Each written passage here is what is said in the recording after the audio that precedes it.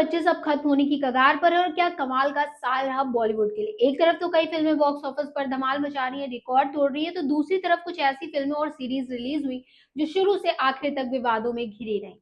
तो आज हम बात करेंगे 2025 की टॉप 10 सबसे कंट्रोवर्शियल हिंदी फिल्मों और एक खास वेब सीरीज के बारे में। ये वो प्रोजेक्ट्स हैं जिन पर कोर्ट केस हुए, बैन की मांग हुई, सोशल मीडिया पर बहस छिड़ी और फिर भी कुछ तो सुपरहिट हो गई। तो चलिए शुरू करते हैं इस लिस्ट। हेलो, मैं स्वाति पांडे और आप देख रहे हैं आपकी खबर। धुरंधर रणवीर सिंह की स्पाई थ्रिलर 5 दिसंबर को रिलीज हुई और बॉक्स ऑफिस पर तहलका मचा दिया।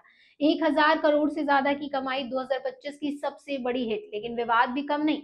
फिल्म में पाकिस्तान को नेगेटिव दिखाने और हाइपर नेशनलिज्म का आरोप लगा। गल्फ देशों में बैन होगी और कुछ क्रिटिक्स ने इसे प्रोपेगेंडा कहा।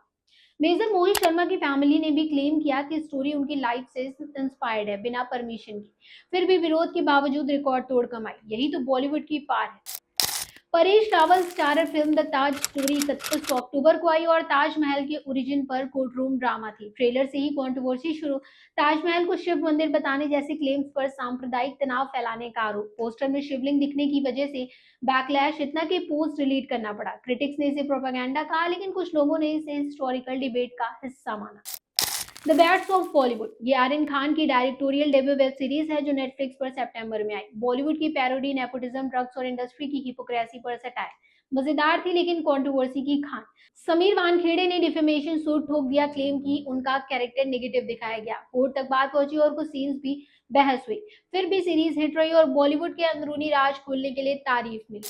अबीर गुलाल, फवाद खान और वानी कपूर की रोमांटिक फिल्म लेकिन भारत में रिलीज ही नहीं हो सकी। पहलगाम आतंकी हमले के बाद पाकिस्तान आर्टिस्ट पर बैन की मांग जोर पकड़ी और फिल्म इंडिया में बैन। पाकिस्तान ने भी बैन कर दिया क्योंकि इंडियन एक्ट्रेस थी। ओवरसीज रिलीज हुई लेकिन इंडिया में फैंस निराश। क्रॉस बॉर्डर लव स्टोरी थी लेकिन पॉलिटिक्स ने सब खराब कर दिया। द बंगाल फाइल्स, विवेक अग्निहोत्री की फिल्म सितंबर में रिलीज। 1946 की कलकत्ता किलिंग और नोआखाली राइट्स पर हिंदू जेनोसाइड का क्लेम, पॉलिटिकल प्रोपेगेंडा कहकर क्रिटिसिज्म। पश्चिम बंगाल में बैन की मांग। ट्रेलर लॉन्च पर भी हंगामा, फिर भी डिबेट छेड़ने में कामयाब रहे। फूले, प्रतीक गांधी और पत्रलेखा स्टारर अप्रैल में आई महात्मा ज्योतिराव और सावित्री बाई फुले की बायोपिक। ब्राह्मण ऑर्गेनाइजेशंस ने आरोप लगाया कि कम्युनिटी को नेगेटिव दिखाया। रिलीज डिले हुई, सीबीएफसी ने कट्स मांगे। आखिर में रिलीज हुई और एक्टिंग की तारीफ मिली, लेकिन कास्ट डिबेट ने सुर्खियां बटोरी। फिल्म चार्ट, सनी देओल की एक्शन फिल्म अप्रैल में रिलीज। चर्च सीन पर क्रिश्चियन कम्युनिटी नाराज। धार्मिक भावनाएं आहत करने का केस, मेकर्स ने सीन डिलीट किया लेकिन एफआईआर में। फिर भी बॉक्स ऑफिस पर ठीक ठाक चली। उदयपुर फाइल्स, अगस्त में रिलीज कन्हैया लाल मर्डर पर बेस्ड सांप्रदायिक हेट स्प्रेड करने का आरोप। दिल्ली हाई कोर्ट ने रिलीज पर स्टे लगाया। 50+ कट्स के बाद रिलीज लेकिन बॉक्स ऑफिस पर फ्लॉप। छावा, विकी कौशल की हिस्टोरिकल फिल्म फरवरी में आई और ब्लॉकबस्टर। संभाजी महाराज पर लेकिन डांस सीक्वेंस और हिस्टोरिकल प्रोटेड पर महाराष्ट्र में विरोध। मेकर्स ने सीन डिलीट किए।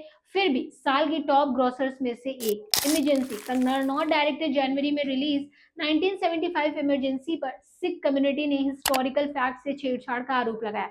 बैन की मांग, सीबीएफसी डिले। पंजाब में स्क्रीनिंग नहीं हुई। मिक्स्ड रिव्यूज लेकिन विवादों की क्वीन बनी रही। तो दोस्तों, ये थी 2025 की सबसे कंट्रोवर्शियल फिल्में। कुछ विरोध के बावजूद हिट, कुछ कंट्रोवर्सीज में ही दब गई।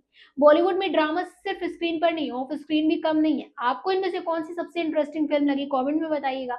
और अगर आपको ये वीडियो पसंद आया हो तो लाइक, शेयर और सब्सक्राइब जरूर करें। मिलते हैं फिर एक ऐसे ही अपडेट के साथ, तब तक के लिए गुड बाय।